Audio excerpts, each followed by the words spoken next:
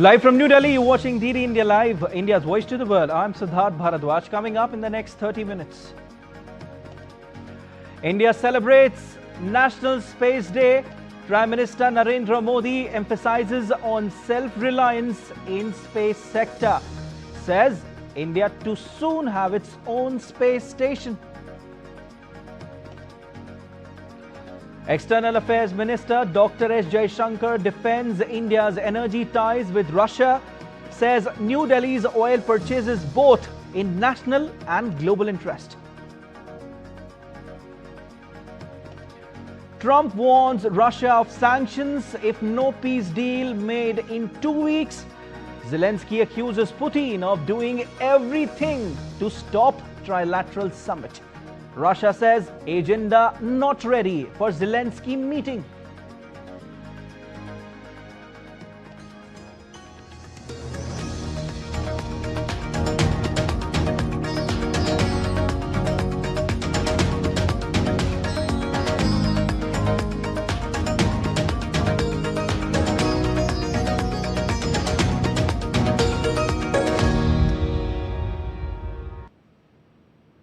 Prime Minister Modi marked National Space Day, highlighting India's leap from Aryabhat to Gaganyaan. He said space reforms and startups are powering New India's dreams with ambitious plans for a human space flight and India's own space station.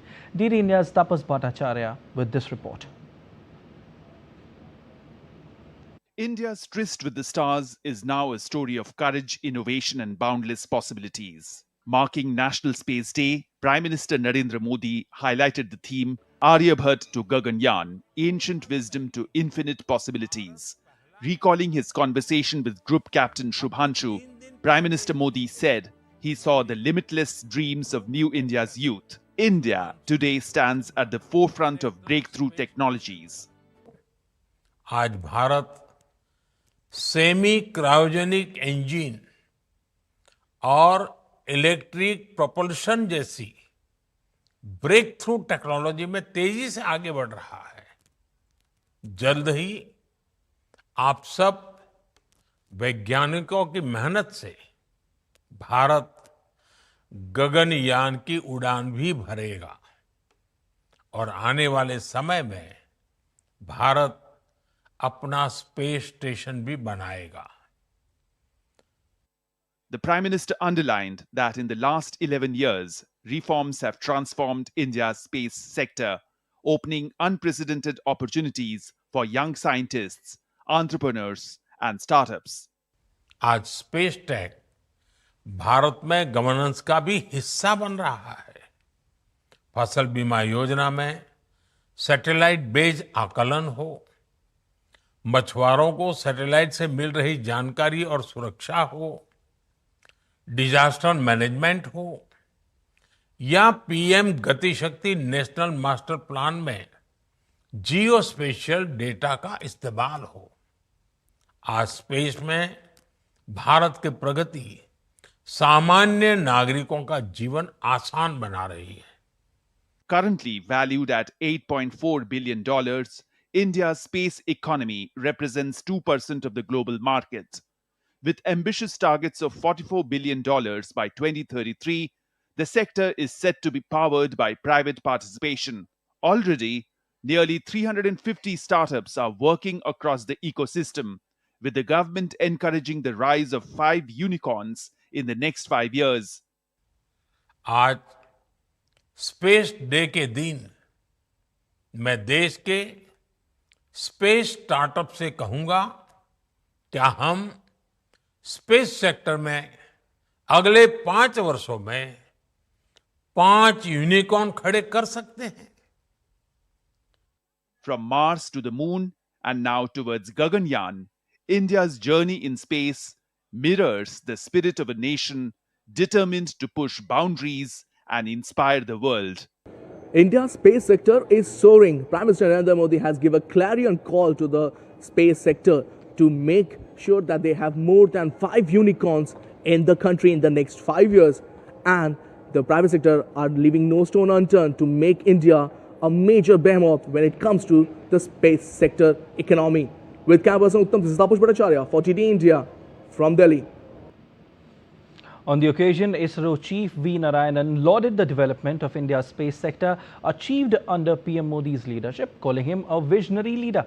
He said that one of the major recent achievements is sending one of our Gaganyatris to the International Space Station. Honorable Prime Minister of India, who is a visionary leader, and our Minister, who has given directions and guidelines to carry out the space activities. It was Honorable Prime Minister who named the spot where the Chandrayaan-3 landed as the Sivasakti Point, also declared 23rd August as the National Space Day. One of the major achievements is the sending our own Gaganyatri to International Space Station, ISS. And it was again Honorable Prime Minister who was to be thanked. It was his idea that before sending the Gaganyatri through our rocket, we should send one of them to the International Space Station. And his vision led to a great success today. And Sukraji has gone to the space station and come back safely. Earlier, Union Science and Technology Minister Dr. Jitendra Singh held an informal interaction with astronauts for India's first human space mission, Gaganyaan. Group Captain Shubhanshu Shukla, Group Captain Prashant Balakrishnan Nair, Group Captain Angad Pratap and Group Captain Ajit Krishnan. They shared valuable inputs related to their training program as well as future events in the run-up to the Gaganyaan takeoff scheduled for 2027. After the event at Bharat Mandapam, Group Captain Shubhanshu Shukla went to Nehru Planetarium where he inaugurated the Aryabhat Gallery. The gallery, named after the legendary Indian mathematician, commemorates India's journey in space. Shubhanshu Shukla's participation underscores the importance of the event in inspiring the public and future generations. The gallery serves to showcase India's cosmic journey from early pioneers to modern space missions like the International Space Station. I've been talking about this since the time I went to space and I came back. I think it was a lifetime experience for me personally. But when I went to space, I was totally disconnected from everything that was happening here, back home. We did not have access to the internet and we did not know what is happening. But when I came back and I saw the excitement that was going on in the country, my friends who traveled with me, one from Hungary and one from Poland, there was a lot of excitement for their countries as well. They were getting some messages. And when I came back and I showed what is happening here, they were kind of mesmerized. I'm so happy and so proud of all of you for showing so much of interest for this mission and space exploration in general. External Affairs Minister Dr. S. Jaishankar on Saturday said that the tariff issue was being wrongly presented as an oil dispute. He noted that the same criticism levelled at India for purchasing Russian energy had not been applied to larger importers such as China and European nations. The same arguments which have been used to target India have not been applied to the largest oil importer, which is China, has not been applied to the largest LNG importer, which is the European Union. When people say we are funding the war or putting money in the coffers of Putin, India-European Union trade is bigger than India-Russia trade. So is American money not, European money not putting money into Putin's coffers? Speaking at the Economic Times World Leaders Forum 2025, Jaishankar said India's priority was to protect farmers and small producers, stressing that New Delhi would not compromise on their interests. In the negotiations, we have to be clear as to red lines by definition are lines to be maintained and defended. Keeping that in mind, see what we get. And frankly, where we are concerned, the red lines are primarily the interests of our farmers and to some extent of our small producers. So when people pronounce that we have succeeded or failed or, where are you? The bottom line is, my counter question is, we as a government are committed to defend the interests of our farmers and our small producers. We are very determined on that. That's not something which we can compromise on. On India-US ties, Jaishankar said talks were ongoing despite tensions. President Trump's way of dealing with the world, even dealing with his own country, is a very major departure from the traditional orthodox manner of doing so. I'm just giving you some examples. Say, the applications of tariff in this manner, even for trade, is novel. The application of tariffs for non-trade issues is even more so. The fact that a lot of this is said in public, often the first pronouncement is in public, is even more unusual. So this is a situation which the entire world is facing. Now, where we are concerned, I think we have at this moment three issues. First of all, trade. And I think, in my mind, that's really the major issue in terms of the negotiations which are underway. India's Defence Minister Rajnath Singh on Friday said that India is building a robust defence ecosystem by promoting innovation and technology development and creating a sustainable growth environment for domestic companies. Speaking at the World Leaders Forum in New Delhi, the Defence Minister said India is marching towards the direction of building fifth-generation fighter aircraft and manufacturing the aircraft's engine. He further said the government has approved a new order with HAL to manufacture 97 Tejas fighter planes. The minister said HAL had earlier been given an order to build 83 aircraft. Rajnath Singh has invited all foreign companies and investors to come and invest in India's vibrant defence manufacturing ecosystem. Prime Minister Narendra Modi inaugurated multiple metro rail projects in Kolkata on Friday, including the Naupara Jai Hind Biman Bandar, Sialdah Esplanade and Belaghatta Himanto Mukhopadhyay corridors. He also laid the foundation stone for the 6-lane elevated Kona Expressway and other development projects worth over 5,200 crore. During his metro ride, PM Modi interacted with students and metro construction workers, highlighting public excitement over the city's modernized transport system. Addressing a public gathering, he stressed on self-reliance and congratulated the people of West Bengal on these transformative initiatives and also advocated positive change. लोगों को ये metro होने से क्या फायदा होगा? Metro से ये फायदा मिल रहा है कि एक तो हमारा प्रदूषण बहुत कम हो रहा है इससे एंड हमारा टाइम बहुत बच रहा है। सबसे बड़ी बात है हम लोग इजीली इधर उधर जा पा रहे हैं विद कंफर्ट। तो समय बचेगा तो उसका उपयोग क्या करोगे? पढ़ाई करोगे, मोबाइल फोन पे रील देखोगे?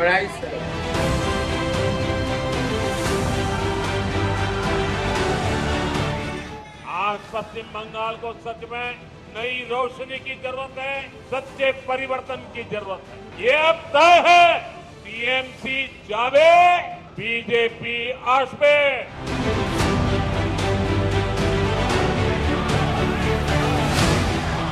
ये देश अब घुसपैठियों को ज्यादा नहीं सहता। जो फर्जी तरीके से कागज बनाकर रुक गए हैं, उनको यहां से जाना ही होगा।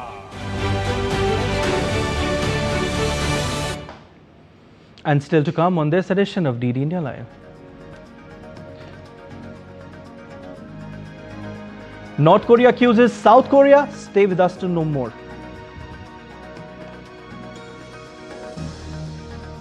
The US Open 2025 begins on August 24 at the Billie Jean King National Tennis Center in New York.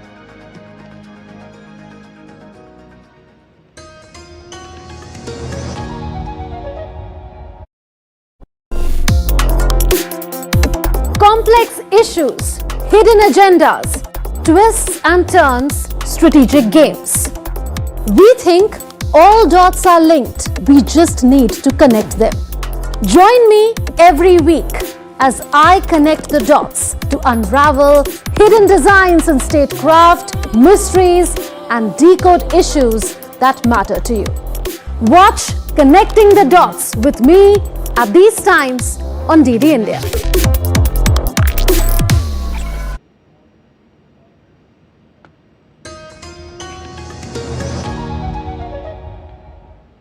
You're watching DD India Live. I am Siddharth Bharadwaj.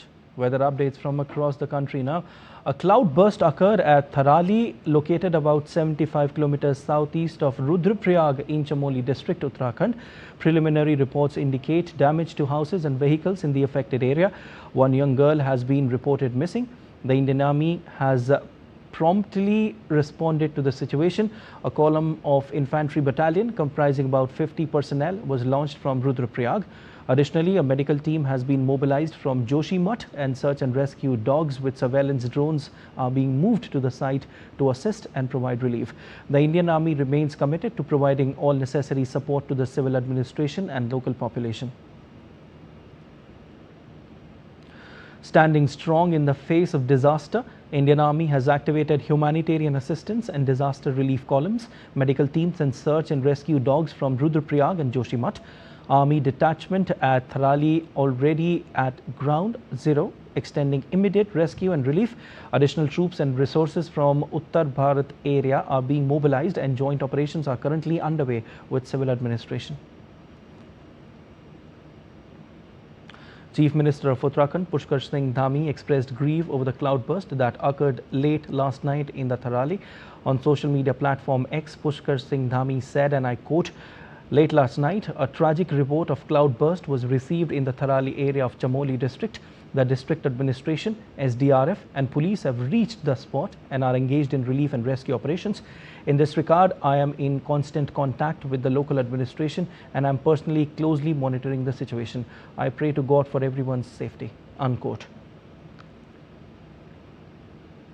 The weather in Uttarakhand has taken a drastic turn since this morning. Heavy to light rain showers are continuing across the state. Clouds have settled across the mountains and plains alike. Heavy rains has showered Dehradun and several districts. The meteorological department has issued an orange alert for Uttarakhand. Some places of the region may experience intense to very intense rainfall. Since morning, several parts of Dehradun have recorded heavy rainfall. The weather department has urged people and tourists to avoid unnecessary travel and stay in the safe places. District administrations have been advised to remain alert.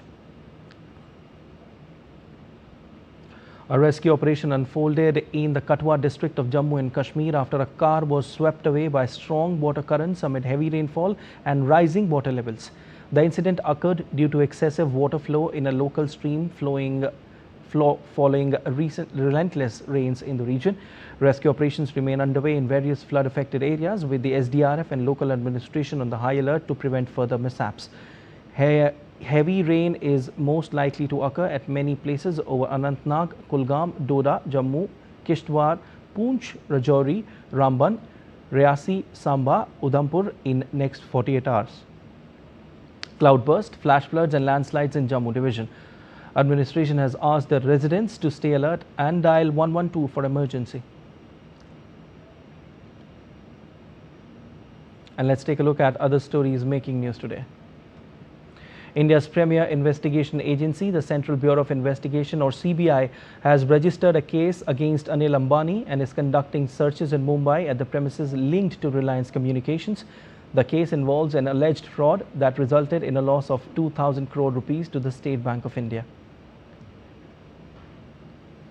Parliamentarians paid tribute to former Lok Sabha Speaker Dr. Balram Jakar on his birth anniversary in the Central Hall of Samvidhan Sadan in New Delhi.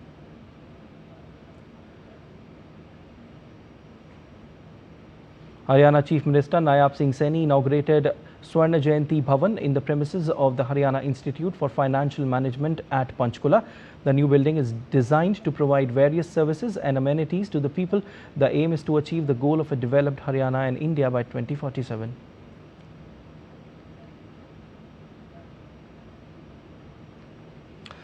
Talking about diplomacy around Russia-Ukraine conflict, US President Donald Trump needs 2 weeks to gauge progress made in talks after his summit with Russian President in Alaska.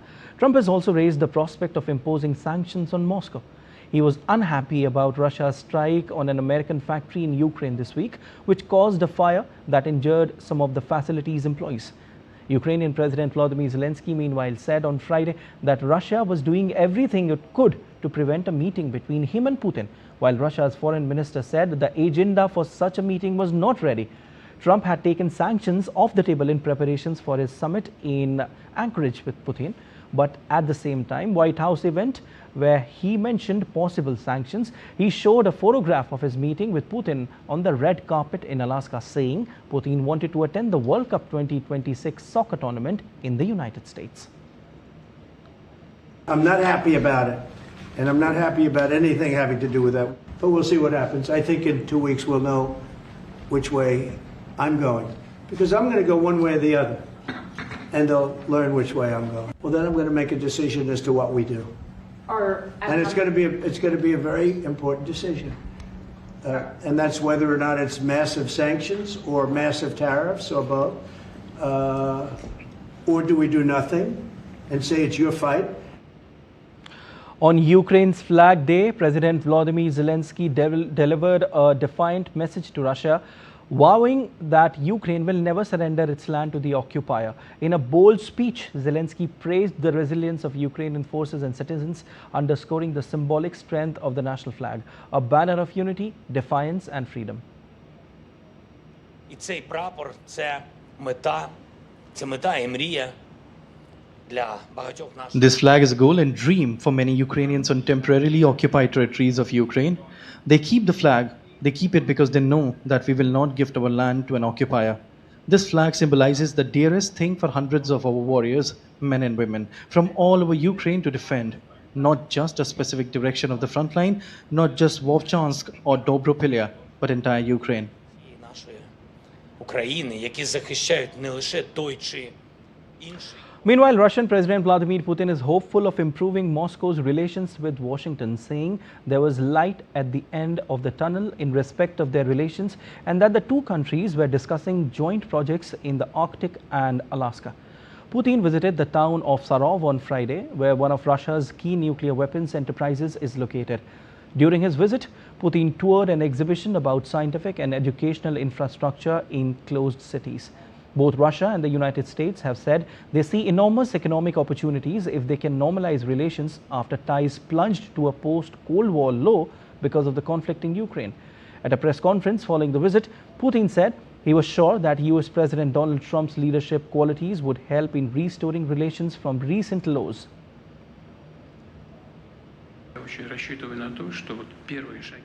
I really hope that the first steps that have been taken are just the beginning of a full-scale restoration of our relations. This doesn't depend on us. It depends on our Western partners, first of all, in the wider sense, because the US are bound by certain obligations in various associations, including the North Atlantic Bloc. Therefore, the next steps now depend on the leadership of the United States. But I'm certain that the leadership qualities of the current president, President Trump, are a good guarantee that relations will be restored. And I hope that the pace of our joint work on these grounds will continue. Moving on to West Asia's situation, Prime Minister Benjamin Netanyahu had said that Israel would immediately resume negotiations for the release of all hostages held in Gaza and an end to nearly 2-year-old conflict, but on terms acceptable to Israel. It was Netanyahu's first response to a temporary ceasefire proposal put forward by Egypt and Qatar that Hamas accepted on Monday. Israel will dispatch negotiators to talks once a location is set. Speaking to soldiers near Israel's border with Gaza, Netanyahu said he was still set on approving plans for defeating Hamas and capturing Gaza City, the densely populated center at the heart of the Palestinian enclave. While in the United States, Donald Trump reiterated his administration's commitment to resolving the ongoing hostage crisis in Israel, Trump emphasized his role in previous hostage releases and assured families that efforts continue to secure the remaining captives. The situation has to end. It's extortion and it has to end. And we'll see what happens. I actually think they're safer in many ways if you went in and you really went in fast and you did it. And people can't forget October 7th, remember that. I'm friendly with all groups. North Korea has called out firing of warning shots by South Korea as a deliberate provocation. The incident unfolded when some North Korean soldiers working in the border region crossed the military demarcation line between the two Koreas, and the South Korean military fired warning shots, with North Korean troops later moving back north of the line. North Korea also said that warning broadcasts from the South Korean military in the border region were increasing. Since last year, North Korea has been building barriers in the heavily fortified border between the two Koreas while blowing up inter-Korean roads and railways. North Korea said it will take corresponding countermeasures for any obstruction to the barrier building project and take no responsibility for the grave consequences if advanced warning in the border area is ignored in the future. And let's see now what's happening around the world. Nepal's Chitwan district is currently battling an outbreak of Japanese encephalitis, which has claimed 13 lives between July and August. The mosquito-borne disease is caused by the Japanese encephalitis virus, often referred to as brain fever. It severely affects the brain by causing inflammation of the brain tissue.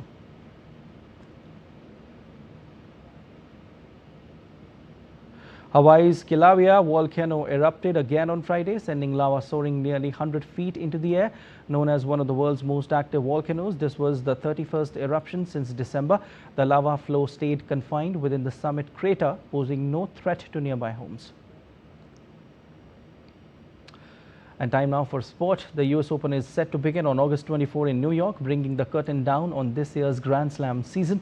The tournament is making headlines even before the first serve, with a record $90 million in total prize money, the highest in tennis history. Both men's and women's singles champions will walk away with $5 million each. Runners-up $2.5 million, semi-finalists $1.2 million, and doubles and mixed doubles champions $1 million per team. On the men's side, the spotlight will be on world number 1 Jannik Sinner, who is chasing a historic third Grand Slam title of the year after triumphs in Australia and Wimbledon.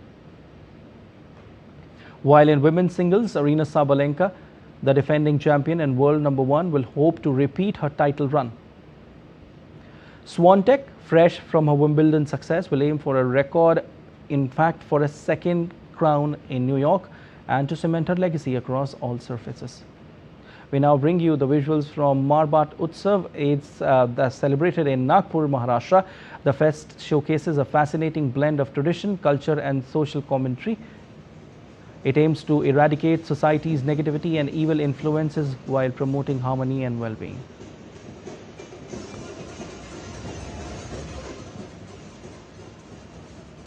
That's all for this edition of DD India Live, but let us know your thoughts on the news of the day. For those on the go, you can get all the latest news and updates from India and across the world on the DD India mobile app. The app is available on both Android and iOS platforms, and you can scan the QR code on the screen to download now. We'll be back with more news as it breaks here on DD India. I'm Siddharth Bharadwaj from all of us here in Delhi. Thanks for watching DD India Live.